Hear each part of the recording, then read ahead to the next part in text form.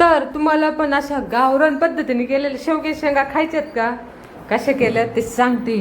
पण असं जर तुम्ही शेंगा केलं ना, हा तुम्ही जिथं एक भाकर खातात ना, नाही 1.5-2 भाकरी खाल्ल्या तर तिथून पुढंच. आणि त्यासोबत मस्त असं कांदा आणि लिंबू बास. सुरुवात करायची मस्त चुलीला पिठू घालायचं. आपल्याला येत नसलं तर माझ्यासारखं आपल्या घरच्याला कामाला लावायचं. मस्त चूल पिठू घालायची, त्याच्यात खोबरं आणि कांदा भाजायला द्यायचं टाकून. खोबरं थोडं अलीकडे ठेवायचं, कांदा परत कोपऱ्यात घालायचा. खोबरं जळतं बरं का, लक्ष ठेवायचे, कारण चुलीवर काम करताना नजर हाटी दुर्घटना घटी. तसे स्वयंपाक करताना अलर्ट राहावं लागतं. मस्तपैकी असं कांदा खोबरं भाजून घेतलं ते काय करायचं, आता मसाला भाजून घ्यायचा. मसाल्यात विशेष काहीच भाजावं नाही लागत. तर काय साहित्य लागतं आहे बघा, काळा मसाला, मीठ, कोथिंबीर, लसूण, शेंगदाणे आणि तांदूळ.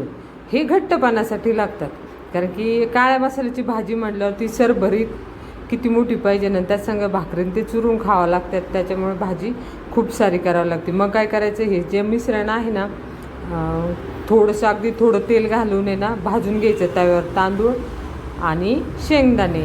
मोदी सरकारचं ऐकायचं, तेल थोडंच घालायचं भाजताना, कारण उरलेलं तेलाचा काही उपयोग होत नाही. त्यामुळे जेवढे हे शोषून घेते एवढंच. त्यानंतर कांदा जो आपण भाजून घेतला ना, त्याच्या पाठीमागचं बूड काढून टाकायचं आणि ह्यालासुद्धा तव्यावर हलकंसं गरम करून घ्यायचं. म्हणजे आपण हा अख्खा भाजला होता ना, ह्याच्यातला आतला एखादा पार्ट कच्चा राहिला असेल तर तो देखील भाजून निघेल. बाकी काहीच नाही. तेवढ्यासाठीच त्याला एकदा तव्यावरती थोडासा ठेचून घ्यायचा. आणि ते झालं की ताट घेऊन आपलं पाट्यावर वंकडायचं. आपण कसं गावरान पद्धतीने करणार आहेत ना, मस्त पाट्यावर वंट्याकडे यायचं, खोबरं घ्यायचं, ठसा ठसा ठसा ठेचून काढायचं त्याला. त्यामध्ये लसूण आणि जिरे घालायचे, मग त्याला रगडायचं. मस्त असं तेल सुटत आहे बघा त्याला. असं तेल सुटलेलं मस्त खोबरं आणि लसूण वाटून झालं की काय करायचं, त्याला अलगद ताटात काढून घ्यायचं.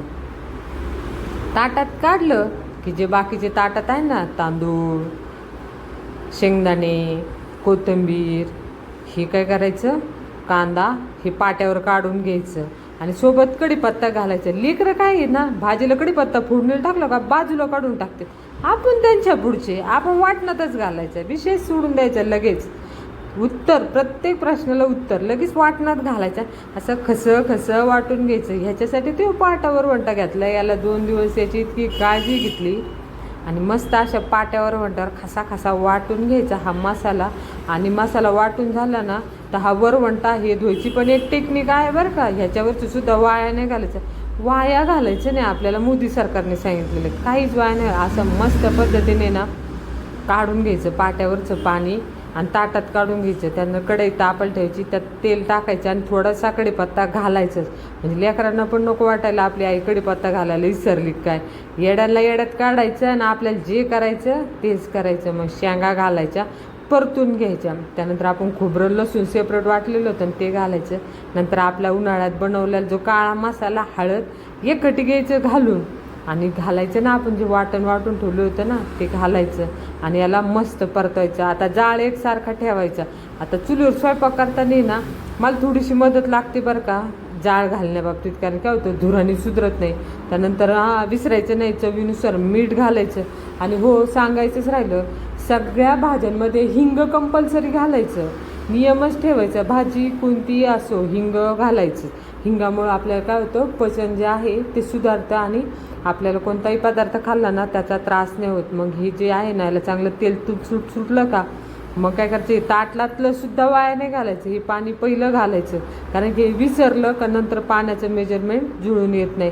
मग आपल्याला जेवढी खायची ना, आता ज्याच्या त्याच्या खाण्यावर राहिलं. आता आम्हाला पाट्यावर वाटलेली आणि काळी रस्स्याची भाजी म्हटलं तर भरपूर लागते. अशी भाजी मस्त करून घ्यायची. मग काय, लाटायच्या चपात्या करायच्या, भाकरीन वाढायचं ताट, खात दणकून, कामं करा सणकून. कसं वाटलं व्हिडिओ, करा लाईक आणि करा सबस्क्राईब. आणि असेच व्हिडिओ पाहण्यासाठी अजून